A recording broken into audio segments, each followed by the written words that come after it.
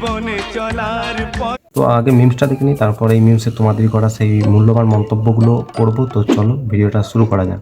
স্কুলের বাথরুমে হাঁকছিলাম, বন্ধুরা দেখে ফেলেছে, এবার ক্লাসে গিয়ে মেয়েদের সামনে বলে দেবে। যত করি ভুল। তো চলো দেখি কমেন্টস বক্সে যা যা কার কার সাথে এরকম স্কুলে স্ক্যাম হয়েছে। একজন কমেন্ট করেছে, স্কুলে পায়খানা পেয়েছে, বাড়িতে আস্তে আস্তে প্যান্টেই করেছি, তবুও কোনোদিন স্কুলের বাথরুমে হাগিনি।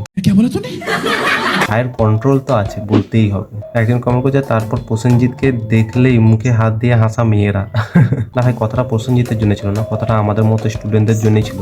প্রসেনজিৎ মনে হয় যখন স্কুলে পড়তো তখন মনে হয় স্কুলে বাথরুমটা ছিল না। একজন আবার কমেন্ট করছে, দরজা খুলে হাঁকছিলি নাকি ভাই?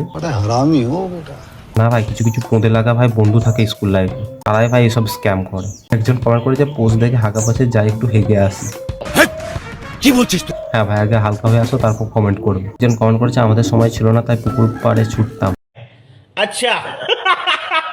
একজন কমেন্ট করছে, স্কুলের বাথরুমগুলো কেমন থাকে বলবেন? একজন রিপ্লাই করেছে, ওই নিয়ে অন্য একদিন আলোচনা হবে। সত্যি ভাই, না আলোচনা করাই ভালো। একজন কমেন্ট করেছে, সত্যি এটা আমার সাথে হয়েছে।